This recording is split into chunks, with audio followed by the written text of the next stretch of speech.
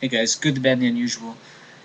This video is going to be the complete works of Greg Lamberson, or Gregory Lamberson, um, most known for the film Slime City.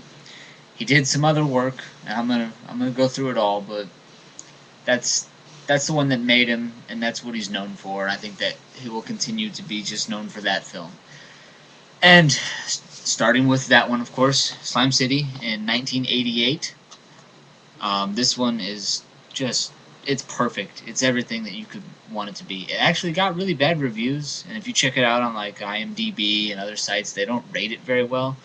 But I mean, it is one of my favorite like low budget horror cheesy films, but it's just so much fun.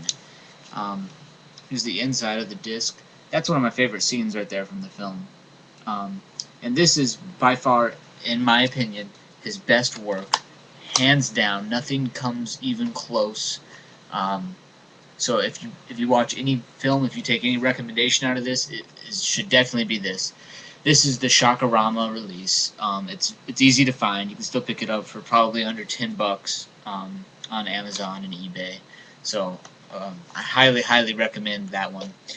The next film that he did was Undying Love, and that was in 1991. So that's you can pick it up in this wonderful set right here. Um, this has a lot of his films. This is also put out by Shakarama. It has pretty much everything else that he did. It has Slime City as well, but I wanted to show that cover because I really dig the green case and everything. Um, but anyway, Undying Love. It's a vampire story, so it's not really like Slime City. Slime City was a low budget cheeseball movie about a guy who gets infected by slime, similar to like The Stuff and The Blob. It's just this goop kind of horror movie, really wet looking. Undying Love was a really low budget vampire flick that I found very boring.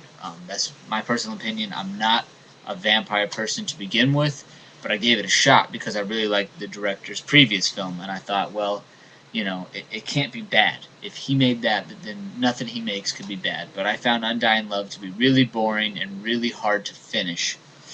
Um, After Undying Love, he did a short documentary called Making Slime that is also on the Shakarama Grindhouse Collection release.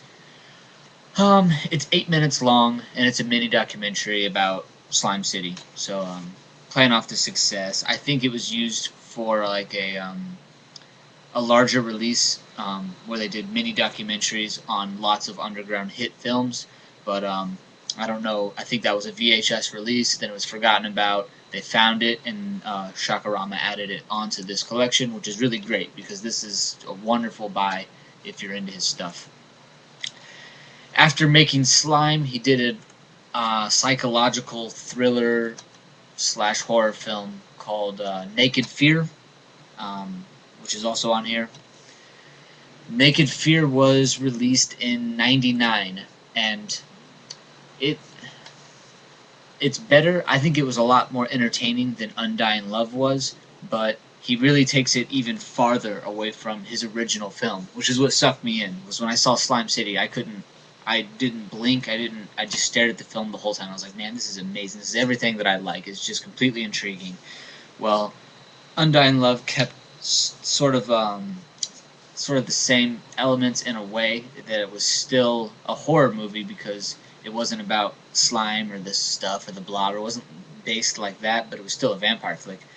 Naked Fear is just about a guy, and he's like claustrophobic and he kills someone, and it's more of a psychological thriller, and so it's even a step farther off for him. But I found it still more interesting than Undying Love. So after Naked Fear, he did a short film in 2007 called Johnny Gruesome, which is also on this one. Johnny Gruesome was a short, and it was based off of a comic book, but it was also a music video. I don't even know how long it was, probably 6 or 7 minutes. Basically, it's about a guy who's in love with a chick. him, the girl, and his buddy are riding in the car. His buddy ends up killing him and then taking his girl. He comes back as a zombie, but he kind of looks like the chicken zombie from that trauma film, Night of the Chicken Dead, or whatever that one was. Poltergeist.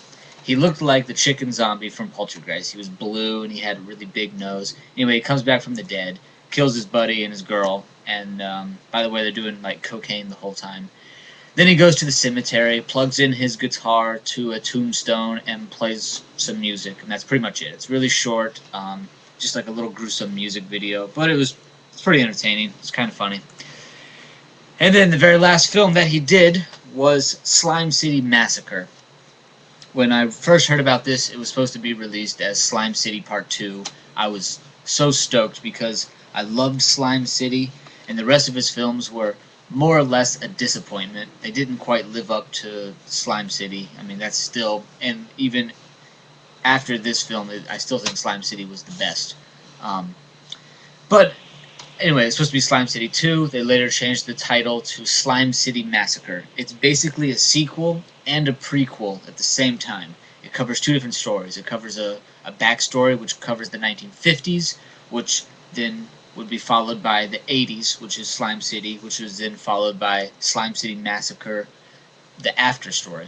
So basically, this city, which is New York, has been hit by a dirty bomb, and that's what they call it in the film, and it basically destroys everything, makes stuff radioactive. It's more or less post-apocalyptic. And they find these jars of the slime and bottles of an elixir.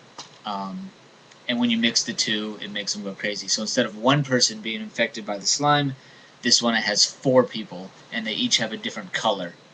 So it's really cool. I found it very entertaining. It's a great sequel to the film. In my very humble opinion, there was too much CGI, because I hate CGI, and the first film had absolutely none. No attempt at it whatsoever. This one, the special effects were about half and half. It was about half CGI, half on-set special effects. So anyway, this is the feature right here. This was released by Shriek Show, which was really cool of them to pick it up. They put it out a really good set for it. This is the 2-disc special edition. It doesn't come with anything on the first disc. You get just the film and some trailers, and then the second disc has all the special features. So I know they put it out in a limited set, so if you can still come across the 2-disc edition, I recommend picking it up. If not, just pick up the 1-disc set. You're not missing a whole lot, and it's still an awesome, great film. So that does it. That covers all the films of Greg Lamberson. Man, I don't know. I choked up on his name there. I want to call him Lamberson. Greg Lamberson. So that's it. If I missed anything, let me know. If you guys know about any upcoming stuff, if you like his work or whatever, just let me know. Leave comments. I dig that stuff, and I'm having a lot of fun doing the complete works of certain directors that I really like. But again, most highly recommended out of all of his work is the original Slime City. And that's it. If you pick up these, you'll have everything. Take it easy, guys. Have a good one.